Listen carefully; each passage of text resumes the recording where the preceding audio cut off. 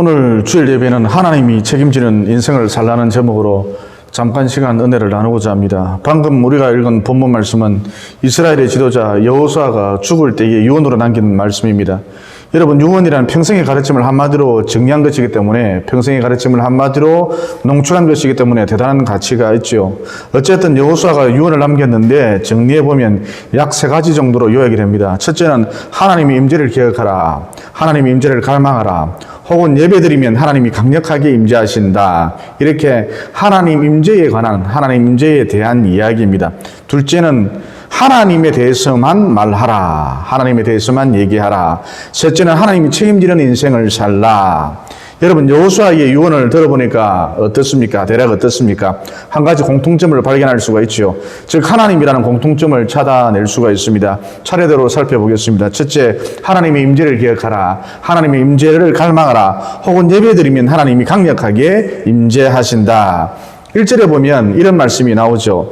여호수아가 이스라엘의 모든 지파를 세겜으로 모으고 이스라엘 장로들과 그들의 수령들과 재판장들과 관리들을 부르매 그들의 하나님 앞에 나와 선지라. 이 구절의 핵심은 세겜이라는 단어입니다. 성경에 대한 지식이 좀 있는 분들은 쉽게 이해할 수가 있는데, 세겜이 어떤 것이죠? 이스라엘 조상 아브라함이 갈대아 우르를 떠나 가나안 땅에 도착했는데 그 처음 정착지가 바로 세겜이거든요. 아브라함은 이 세겜에서 하나님 앞에 제단을 쌓았죠. 즉 세겜에서 예배드렸다는 것입니다. 그리고 무엇보다 아브라함은 세겜에서 하나님께로부터 약속을 받았지요. 그러니까 세겜이라고 하는 장소는 하나님을 만난 곳, 영적인 체험이 있는 곳, 하나님과의 첫사랑을 경험했던 곳, 이런 의미를 품고 있습니다. 이런 의미를 가지고 있습니다. 그러니까 요하께서 말해, 인생을 살아갈 때, 여러분이 인생을 살아갈 때에 하나님을 만났던 경험이나 영적인 체험이나 하나님과의 첫사랑을 나누었던 경험을 항상 기억하면서, 즉 하나님이 임재했던 때, 하나님이 임재했던 그날, 하나님이 임재했던 그 시간을 항상 기억하면서 살라는 것이죠. 예를 들어 저 같은 경우 목회를 하다가 지칠 때에, 혹은 앞날에 대한 걱정이 엄습해 올 때에, 과거 목사 안수를 받았을 때, 목사 안수를 받았던 때를 종종 떠올려 본다는 것이죠. 우리 교회는 독립교단에 속해 있지요. 독립교단의 본부는 서울 할렐루야 교회입니다. 저는 그곳에서 목사 안수를 받았는데, 그때 목사 안수를 받기 직전, 날이 밝아오면 목사 안수를 받아야 하는데, 그때 목사 안수를 받기 직전 그 교회, 할렐루야 교회 새벽기도에 참석하여서 간절히 기도했던 적이 있었습니다. 기도의 내용은 대략 이렇습니다. 하나님, 아무리 생각해도 목사라는 직업이 체질적으로 저와 맞지 않는 것 같습니다. 목회를 하려면 하나도 안 착한데 착한 척 해야 하고, 때로는 고상한 척 해야 하고, 때로는 거룩한 척 해야 하고, 때로는 겸손한 척 해야 하고, 또 잘 믿지도 못하면서 잘 믿는 척 해야 하는데 저는 이럴 자신이 도무지 없습니다. 또 무엇보다 문제인 것은 저는 다른 사람을 잘 돌봐줄 줄을 모릅니다. 저는 간섭하는 것도 싫어하고 간섭받는 것도 싫어합니다. 낯가림도 심한 편입니다. 저는 마음이 넓지를 못합니다. 하나님, 제가 신학대학원을 나와서 어쩌다 여기까지 왔습니다만, 하나님도 좋고 저도 좋으려면 좀 늦은 감이 없지 않아 있습니다만, 이쯤 하고 제가 목사 안수를 안 받는 게 좋을 것 같습니다. 이 단계에서 그만두는 게 좋을 것 같습니다. 이렇게 간절히 기도를 했었죠. 닭통 같은 눈물을 뚝뚝 흘리면서 그 새벽에 간절히 기도했다는 것입니다. 그러자 내 마음 깊은 곳에서 어떤 음성이 들려왔습니다. 내용은 이렇습니다. 하나님께서 저에게 질문하시는 것이었죠. 현덕아, 종아, 모세가 홍해를 갈랐느냐, 모세가 믿는 하나님이 홍해를 갈랐느냐? 그때 제가 대답을 했지요. 하나님, 모세는 아무것도 아닙니다. 모세는 하나님이 쓰시는 도구에 불과합니다. 어디까지나 저 넓은 홍해에는 모세가 믿는 하나님이 갈랐습니다. 그러자 제 마음속에 또 음성이 들려오기를, 목회는 네가 하는 게 아니야. 네 능력으로 하는 게 아니야. 네 제조로 하는 게 아니야. 네 힘으로, 네 능력으로 하는 게 아니야. 목회는 내가 하는 거야. 목회는 네가 믿는, 네가 의지하는 하나님이 하는 것이란다. 왜 쓸데없는 걱정을 하느냐. 그래서 중간성략하고 날이 밝아오자 저는 가벼운 마음으로, 기쁘고 즐거운 마음으로 목사 안수식에 참석하여서 목사 안수를 받았지요. 그러니까 앞서도 말씀드렸습니다만, 목회를 하다가 힘들고 지칠 때에, 남들에 대한 걱정과 두려움이 엄습해 올 때에 저는 목사 안수를 받으러 간 그날 그때를, 그러니까 하나님이 임재하셨던 그날 그때를 떠올려 본다는 것입니다. 따라서 믿는 사람이라면 어느 누구도 할 것 없이 영적 체험이 있었던 때, 하나님을 만났던 때, 하나님과 첫사랑을 나누었던 때가 있을 터인데 힘들고 어려울 때 이때를 떠올리면서, 이때를 추억하면서, 이때를 기억하면서, 즉 하나님의 임재의 경험, 이때를 떠올리면서 극복해 나가라는 것입니다. 그리고 나 있는 곳이 어디든, 즉 고려동 같은 큰 집에 살든 엄청나게 큰 회사에 다니든 나 있는 곳이 어디든 그곳에 하나님의 임재가 없으면, 하나님이 사라지면, 하나님의 임재가 없으면 이상하게도 갈등이 끊이지 않고 이상하게도 부작용이 끊이지 않는다는 것이죠. 하지만 나 있는 곳이 초막집이요, 나 있는 곳이 빈들이요, 심지어 나 있는 것이 그렇지 광야라 할지라도 그곳에 하나님의 임재가 있으면, 하나님의 임재가 있으면 그 장소가 축복의 장소로 바뀌고 영광의 장소로 바뀌고 무엇보다 부작용이 사라진다, 갈등이 사라진다는 것입니다. 그러므로 여러분, 단 두 사람이 만난다 할지라도 하나님 이 자리에 우리와 더불어 함께 계셔 주시옵소서. 이렇게 하나님의 임재를, 다른 말로 하면 성령의 임재를, 다른 말로 하면 성령의 기름 부심을 갈망하는 자세로, 성령을 대망하는 자세로, 성령을 소원하는 자세로, 성령을 붙드는 자세로 만나야 한다는 것이죠. 그러면 참 신비한 것이 그 만남 속에 부작용이 없어요. 갈등이 사라진다는 것입니다. 모든 갈등이 사라진다는 것입니다. 더 나아가 두 사람의 만남이 영광스러워진다는 것이죠. 빛이 난다는 것입니다. 따라서 정리해보면 언제나 하나님의 임재를 갈망하라, 성령을 대망하라. 그래야 삶 속에 부작용이 없어진다, 갈등이 사라진다는 것입니다. 다시 말해서 내 삶이 온전해진다는 것이죠. 하나님이 임재하시면 내 삶이 온전해진다는 것입니다. 이어 덧붙여서 하나님의 임재가 있는 곳으로 가라는 것이죠. 그러면 하나님의 임재가 강한 곳이 어디일까요? 결론부터 말하자면 예배드리는 곳입니다. 그래서 주일 성수하면서 이렇게 모여서 예배드리는 것, 아무리 강조해도 지나침이 없다는 것이죠. 따라서 이런 맥락에서 볼 때에 사람이 예배드리기 시작하면 그때부터 인생이 풀리기 시작한다는 것입니다. 그러므로 여러분, 인생을 살아감에 있어서 항상 예배를 최우선하시기 바랍니다. 예배를 영순위에 두시기 바랍니다. 왜냐, 방금 전 말씀드렸죠. 예배드리면 하나님의 임재가 있고, 예배드리면 강력한 하나님의 임재가 있고, 이 강력한 하나님의 임재가 있으므로 그때부터 답답했던 내 인생이 풀리기 시작하기 때문입니다. 그때부터 살아나기 때문입니다. 예배드리기 시작하면 그때부터 인생이 꽃피기 시작하기 때문입니다. 이어 구약 성경에 보면 화란을 떠난 야곱이 하나님이 지시한 곳, 곧 자기 고향으로 돌아가지 않고 가나안 땅에 위치한 세겜 땅으로 가서 살았죠. 세겜 땅에는 오늘날로 치면 서울 강남쯤 됩니다. 부산 마린시티, 해운대시티쯤 됩니다. 그리고 거기서 큰 거부가 되어 떵떵거리면서 잘 살았습니다. 그러니까 하나님이 지시한 곳으로 가지 않는다 하여 불순종한다고 해서 즉시 곧바로 당장 어려움이 닥치는 건 아니라는 것이죠. 처음에는 잘 나간다는 것입니다. 처음에는 떵떵거린다는 것입니다. 하지만 결국 하나님이 매를 드셨죠. 즉 하나님이 간섭하지 않으셨다는 것입니다. 하나님이 야곱의 발걸음을 인도하지 않으셨다는 것이죠. 이에 야곱의 집안에 어떤 일이 벌어졌습니까? 야곱의 막내딸 디나가 세겜 족장에게 겁탈당하는 일이 벌어졌죠. 끔찍한 사건입니다. 그래서 성질 급한 레위하고 시므이가 군사를 이끌고, 물론 아버지 야곱의 허락을 받지 않았습니다. 성질 급한 레위와 시므이가 군사를 이끌고 세겜 땅을 급습하여 그곳을 숙대밭으로 만들어 놓았죠. 하지만 레위하고 시므이가 이런 행동을 해서는 안 됩니다. 왜냐하면 세겜족은 당시 가나안 땅에 살고 있었던 7개의 부족과, 즉 가나안 7부족과 군사 동맹 관계에 있었기 때문이죠. 그러니까 가나안 7부족이 연합을 해서, 가나안 땅에 살고 있었던 7부족이 연합을 해서 야곱 가를 치러 오면 야곱 가문의 멸망은 불보듯 뻔한 것입니다.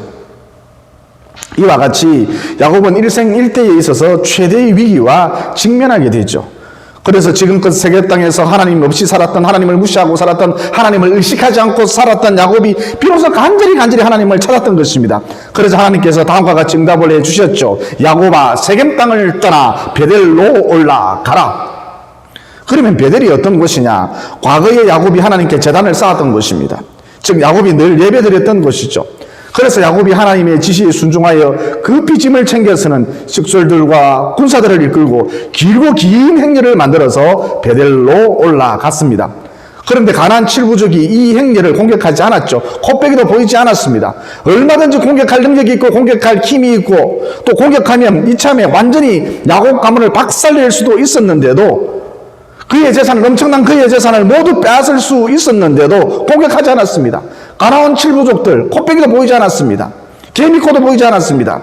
그러면 그 이유가 무엇이냐? 창세기 35장에 나오는데 하나님이 그 사명고울들로 가난 칠부족을 말하는 것이겠지요. 하나님이 그 사명고울들로 크게 두려워하도록 만드셨기 때문입니다. 쉽게 말해 야곱 가문의 그 긴 행렬 가운데 하나님의 임재가 있었고 또 야곱 가문에 속한 모든 이들이 하나님의 임재가 강력했던 베델을 향해 가고 있었기 때문인 것이죠.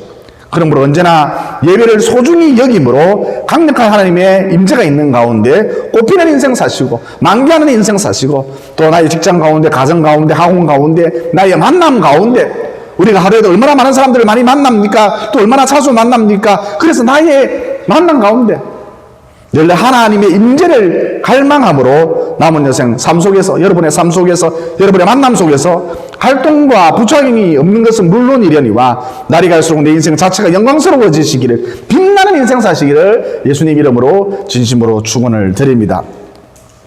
그 다음 여호수아의 유언에 담긴 메시지가 무엇인가? 하나님에 대해서만 말하라는 것입니다. 여러분, 죽음을 목전에 두고 있는 여호수아가 얼마나 할 말이 많았겠습니까? 그런데 그의 유언을 보면 대부분 하나님과 이스라엘 백성들 사이에 있었던 과거 역사 이야기를 자꾸 반복하더라는 것이죠. 따라서 여기서 얻을 수 있는 교훈이 무엇이냐? 우리가 인생을 살아감에 있어서, 여러분과 저가 인생을 살아감에 있어서 하루하루 일상의 삶을 살아감에 있어서 다른 거 다 필요 없고 되도록이면 하나님에 대해서만 말하라는 것입니다. 제가 모 교계 기자 한 사람을 알고 있는데 저하고 나이가 똑같습니다. 제가 뭐 교회 기자 한 사람을 알고 있는데 이 사람을 만날 때면 언제나 제가 어김없이 먼저 악수를 청하거나 언제나 제가 어김없이 먼저 인사를 하러 갑니다. 일부러 그랬습니다. 의도적으로 그랬습니다. 그리고 듣기 좋은 말 한마디를 해 주었죠. 예를 들어서 오늘 컨디션이 좋아 보이십니다. 기자님 컨디션이 좋아 보이십니다. 참 젊어 보이십니다. 그런데 참 이해가 가지 않는 것은 이 사람이, 이 기자가 단 한 번도 자기가 먼저 저를 찾아와서는, 제게 다가와서는 악수를 청하거나 인사를 한 적이 없더라는 것이죠. 그래서 제가 속으로 아주 괘씸하게 생각했습니다. 뭐 저런 인간이 다 있나? 세상 천지에 뭐 저런 나쁜 놈이 다 있나? 그러면서 괘씸하게 생각을 했죠. 이어 그러던 차에, 그러던 중에 다른 사람을 통해서 들었는데 이 사람이, 이 기자가 말하길, 이 기자가 한다는 소리가, 하 목사님은 내하고 나이도 똑같으면서 꼭 자기가 윗사람인 것처럼 행동을 한다. 어른인 것처럼 행동을 한다. 얼마나 오지랖이 넓은지 가만히 있으면 될 것을 왜 굳이 자기를 찾아와서 악수를 청하고, 가만히 있으면 될 것을 왜 굳이 자기를 찾아와서 인사를 건네고, 얼마나 오지랖이 넓은지 가만히 있으면 될 것을 왜 굳이 자기를 찾아와서 오늘은 컨디션이 좋아 보인다는 둥, 젊어 보인다는 둥 그러는지 모르겠다. 아마도 나를 얕잡아 보는 것 같아, 깔보는 것 같아 그러더라는 것입니다. 여러분, 제가 자기를 얕잡아 볼 것 같으면, 깔볼 것 같으면 굳이 자기를 찾아가서 악수를 청하거나 굳이 자기를 찾아가서 먼저 인사를 건네지 않았겠죠.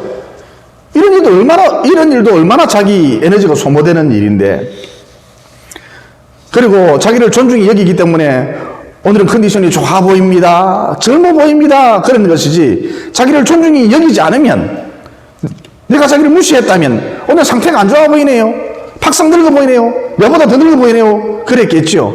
그러니까 무슨 얘기냐? 내가 아무리 친절을 베풀고 선한 의도를 갖고 다가선다 할지라도, 내가 아무리 친절을 베풀고 선한 의도를 갖고 말한다 할지라도 이 인간이라고 하는 것은 오해를 참 잘한다는 것이죠. 이게 인간의 특징입니다. 밤낮 오해하는 게 인간입니다. 그러면 말에서 오는 오해를 없애버리려면 어떻게 하면 될까요? 하나님에 대해서만 말하라는 것이죠. 그러니까 결국 인간관계라고 하는 것은 말의 관계인데, 우리가 하나님에 대해서만 말하면 말에서 오는 모든 오해가 싹 다 사라진다는 것입니다. 예를 들어서 하나님이 당신과 함께 하십니다. 하나님이 당신을 사랑하고 계세요. 두려워하지 마세요. 염려하지 마세요. 하나님이 용서해 주셨어요. 죄책감 가지고 살지 마세요. 하나님이 용기를 주실 거예요. 하나님이 좋은 것으로 반드시 응답하실 거예요. 당신의 미래가 밝아요. 비전을 품으세요. 꿈을 가지세요. 하나님이 당신을 도와줄 거예요. 이렇게 하나님에 대해서만 말하면 상대방이 하나님을 믿든 하나님을 믿지 않든 내 말에 대해서 일체 오해를 하지 않는다는 것입니다. 그리고 무엇보다 하나님에 대해서만 말하면 그때부터 신적인 능력이 나타나기 시작한다는 것이죠. 즉 회복이 되고 관계가 좋아지고 또 영적으로는 귀신이 쫓겨나고 우울과 어둠의 영이 사라진다는 것입니다. 그리고 사람이란 영적인 존재이기 때문에, 영혼을 가진 존재이기 때문에 육체적인 배부름, 육신적 배부름 이것만 갖고는 만족할 수가 없거든요. 매일 뷔페 데리고 가보세요. 하루도 빠지지 않고 뷔페 데리고 가보세요. 만족해 하는가? 그러니까 제가 간간해서 제 말만 하면, 제 스토리만 늘어놓으면, 혹은 세상 돌아가는 이야기만 하면 여러분이 짜증을 낸다는 것입니다. 과격해진다는 것이죠. 왜냐? 영적으로 배가 고프기 때문입니다. 영적으로 공복감을 느끼기 때문입니다. 여러분, 영적인 배고픔을 해결하려면, 영적인 공복감을 해결하려면 영적인 것, 곧 하나님의 말씀이 반드시 그 영혼 속으로 들어가야만 하거든요.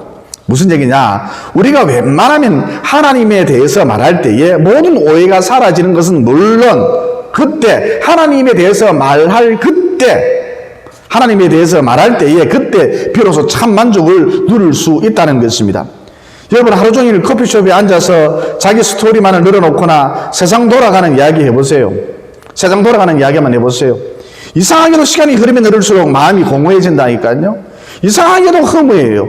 과격해지고 짜증이 난다니까요. 하루 종일 커피숍에 앉아서 실컷 떠들어보세요. 세상 이야기하고 자기 스토리 늘어놓아 보세요. 이상하게도 마음이 허해진다는 것입니다. 그러므로 일상의 삶을 살아갈 때에 내가 아무리 좋은 의도를 갖고 다가서고 내가 아무리 좋은 의도를 갖고 말해도 상대방은 오해하기 십상이다. 이게 인간의 특징이다. 그런데 하나님에 대해서만 말하면 모든 오해가 사라지기 시작한다. 그리고 참 만족을 체험한다는 이 진리를 단단히 붙드시고 남은 여생 되도록이면 세상 이야기나 자기 스토리는 자꾸 점점 줄여 나가시고 하나님에 대해서만 말하심으로 오해가 없는 인간관계를 맺어 나가는 것은 물론 이려니와 나를 통해 능력이 나가는, 나를 통해 성령의 능력이 나가는, 나를 통해 신비한 능력이 나가는 위대한 삶을 사시기를 예수님 이름으로 진심으로 축원을 드립니다. 그 다음 여호수아의 유언에 담긴 메시지가 무엇인가? 하나님이 책임지는 인생을 살라는 것이죠. 본문 4절로 7절의 내용을 보면 야곱 이야기도 나오고 또 이스라엘 백성들이 애굽에서 종살이했던 그런 이야기도 나오고 또 하나님이 애굽에 재앙의 악글자만 따서 강계의 파수 도구 한 깜짝이라는 10가지 재앙을 내렸던 그 유명한 이야기도, 그 유명한 일화도 나오고 또 하나님이 이스라엘 백성들 가운데 모세와 아론을 보내준 이야기도 나오고 이렇게 다양한 이야기가 등장을 하죠. 그런데 이 모든 이야기의 주제가 무엇인가? 생명의 주관자는 여호와 하나님이시라는 것입니다. 역사의 주관자는 여호와 하나님이시라는 것입니다. 그러므로 하나님만 의지하라. 그러므로 너는 하나님만 붙들라. 그래서 하나님이 책임져 주는 인생을 살라는 것이죠. 그러면 여기에 반대되는 인생이 무엇입니까?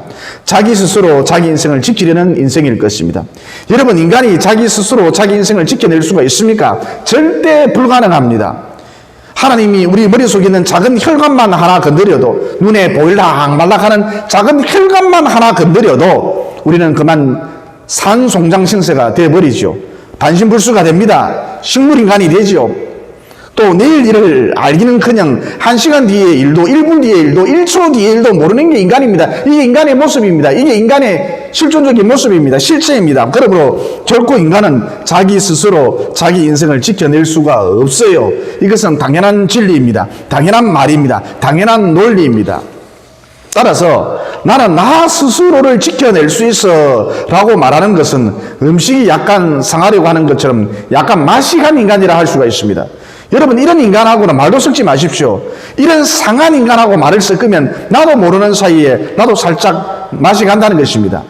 그러니까 인생을 최종 정리하면서 인생을 마무리하면서 여호수아가 유언으로 남기고자 하는 말의 핵심이 무엇이냐, 올자가 무엇이냐, 까불지 말고 하나님만 의지하라, 하나님만 붙들라. 그래서 하나님이 책임져주는 인생을 살라는 것이죠. 그리고 만약 이렇게 살지 않으면, 즉 자기 스스로 자기 인생을 지키려 하면 방금 말씀드렸다시피 그때부터 부패한 음식처럼 인간이 살짝 맛이 가기 시작한다는 것입니다. 다시 말해 티끌과 같은 인생으로 전락할 뿐이라는 것이죠. 먼지와 같은 인생으로 전락할 뿐이라는 것이죠. 한마디로 다 무너진다는 것입니다. 이어 여러분, 이스라엘 백성들이 애굽의 식민지가 되어서 무려 400년간 종살이할 때에 그들에게 무슨 소망이 있었겠습니까? 일제치하에서 30년간 지배를 받은 우리나라도 지금까지 여태껏 이렇게 힘들고 괴로운데 그들에게, 당시 이스라엘 백성들에게 무슨 소망이 있었겠습니까? 하지만 그때 하나님께서 움직이셨죠. 모세와 아론을 준비시키셨다는 것입니다. 다시 한번 강조합니다. 이스라엘 백성들이 모세와 아론을 준비한 것이 결코 아니었지요. 우리 인생도 마찬가지입니다. 이리 뛰고 저리 뛰고 해봐야 거기서 거기라는 것입니다. 벼룩이 마라톤 하는 격이죠. 그래서 요는 핵심은 하나님 손에 내 인생 전체를 의탁하는 것이 제일 빠르다는 것입니다.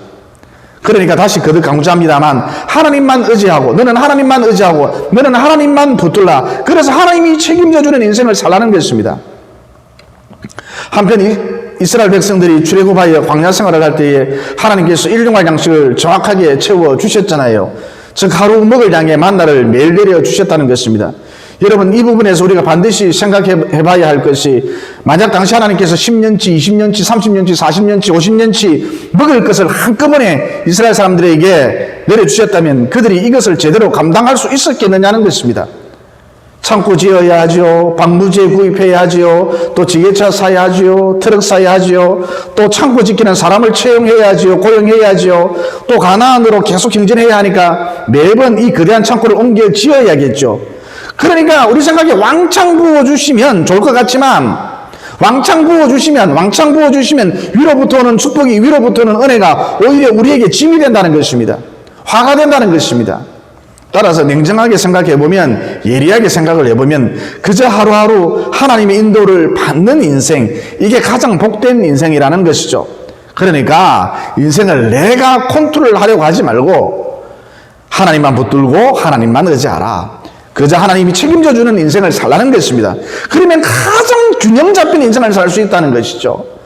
하나님께 맡기고 하나님만 의지하고 하나님만 붙들 때에 네 인생이 밸런스가 맞추어진다는 것입니다.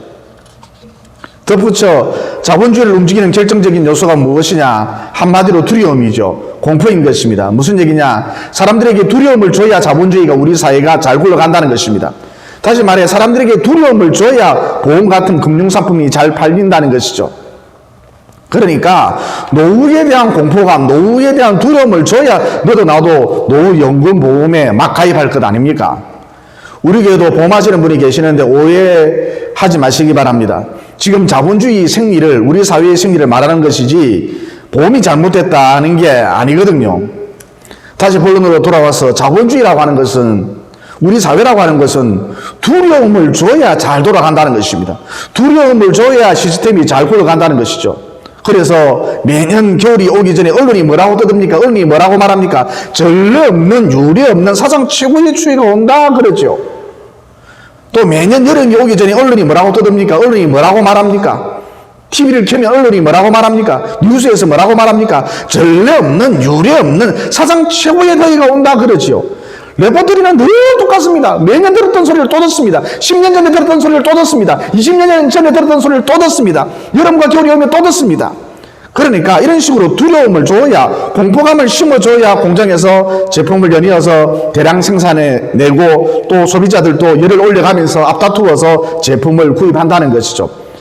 즉 방금 전 말씀드렸습니다만 두려움을 줘야 공포심을 줘야 우리 사회라는 시스템이 자본주의라는 시스템이 잘 돌아간다는 것입니다. 그리고 상당수의 회사들을 보면 거의 영업 형식이 다단계 판매거든요. 과거에도 그렇고 요즘에도 그렇고 이런 다단계 회사에서 운영하는 교육장에 가보면 사람들로 인해서 발 디딜 틈이 없습니다. 이유는 생전 듣지도 보지도 못한 다양한 판매 방식이나 온갖 정보를 제공해 주기 때문인 것이죠. 그런데 알고 보면 이것도 두려움을 공포를 조장하는 것에 불과합니다. 왜냐하면 생전 듣지도 보지도 못한 다양한 판매 방식이나 온갖 정보를 제공해 주는 그 과정 속에서 우리 회사가 엄청나게 빠른 정보를 갖고 있는데 몇십 년 뒤에 몇백 년 뒤에 어떻게 세상이 변할지 우리 회사는 다 알고 있는데 다 깨뚫고 있는데 이 대열에서 당신이 이탈하면 이 다단계 조직에서 당신이 벗어나면 나오자가 된다, 돈 못 번다, 거지 된다, 끝장난다 이런 공포감을 두려움을 슬쩍 던져주기 때문인 것이죠. 그래서 쉽사리 다단계 회사에서 빠져나오지 못하는 것입니다. 그러니까 여러분 오늘날 많은 사람들이 수많은 사람들이 스스로 자기 인생을 지키고 주도적으로 산다, 네 인생 주도적으로 산다 그러지만 3인칭 관찰자 시점이 되어서 그 사는 모습을 가만히 지켜보면 대부분 두려움의 영향력 속에서 두려움의 지배 속에서 두려움에 질질 끌려다니는 그런 삶을 산다는 것입니다. 청소년들에게도 물어보면 너 왜 공부를 그렇게 열심히 하느냐? 미래에 대한 두려움 때문인 것입니다. 공부를 안 하면 어떻게 될지 모르니까 미래에 대한 두려움 때문에 공부를 하지, 어떤 목적을 가지고 공부를 하는 경우를 잘 보지는 못했습니다. 아이들도 두려움이 질질 끌려다니더라는 것입니다. 주도적으로 자기 인생을 살지 못하고 두려움 때문에 두려움의 영향력 아래서 살더라는 것입니다. 따라서 결론, 세상은 두려움이라는 사이클로 움직이는데 이 두려움에서 벗어나서, 이 사이클에서 벗어나서 정말 자기만의 인생을 살고 싶다면, 자기만의 색깔을 내고 싶다면, 제대로 인생을 살아보고 싶다면 하나님만 의지하라, 하나님만 붙들라는 것입니다. 즉 하나님이 책임지는 인생을 살라는 것이죠. 그리고 하나님께서 때가 악하니라, 즉 마귀가 역사하느니라 세월을 아끼라 그러셨잖아요. 여러분, 마귀란 존재는 본래 천사였지 않습니까? 이런 초자연적인 존재가 타락하여서 마귀가 된 것이죠. 여러분, 마귀 IQ가 얼마 정도 될 것 같습니까? 배당금당, 국가혁명 배당금당, 제가 참 좋아하는 당인데 배당금당 허경영 씨 IQ가 430이라 그러던데 마귀 IQ는 허경영 씨와는 비교가 안 되겠죠. 1000만조 이상 된다고 볼 수가 있습니다. 그러니까 마귀가 고도의 테크닉으로 또 우리가 감히 생각지도 못한 기상천외한 방법으로 우리의 삶을 끊임없이 유혹하고 우리의 삶을 끊임없이 유린하고 무엇보다 우리로 하여금 세월을 낭비하도록 만든다는 것이죠. 그러면 마귀에게 당하지 않는 방법이 무엇이냐? 세월을 아끼는 방법이 무엇이냐? 내 IQ, 내 지혜, 내 힘 갖고는 어림도 없고 하나님만 의지하라. 하나님만 붙들라. 그래서 하나님이 책임지는 인생을 살라는 것입니다. 말씀을 정리하겠습니다. 13절에 보면 이런 말씀이 나오죠. 내가, 하나님을 말하는 것이겠죠. 내가 또 너희가 수고하지 아니한 땅과 너희가 건설하지 아니한 성읍들을 너희에게 주었더니 너희가 그 가운데 거주하며 너희는 또 너희가 심지 아니한 포도원과 감람원의 열매를 먹으리라. 그러니까 하나님 우리 인생을 책임져 주시면 이런 놀라운 일이 벌어진다는 것입니다. 수고하지 아니한 땅에 산다는 것입니다. 건설하지 아니한 성읍에 산다는 것입니다. 심지 아니한, 내가 심지 아니한 포도원과 감람원의 열매를 먹을 수 있다는 것입니다. 하나님의 인도를 따르면 이런 굉장한 축복, 놀라운 축복이 따른다는 것입니다. 그러므로 세상 사람들처럼 두려움의 사이클 속에서 두려움에 끌려다니는 파리한 인생 살지 마시고 하나님만 의지하시고 하나님만 붙드셔서 하나님이 책임져 주는 인생, 곧 나만의 색깔이 있는 그런 진짜 인생을 사시다가 우리 하나님과 영원히 함께 하시기를 예수님 이름으로 진심으로 축원을 드립니다. 기도드리겠습니다.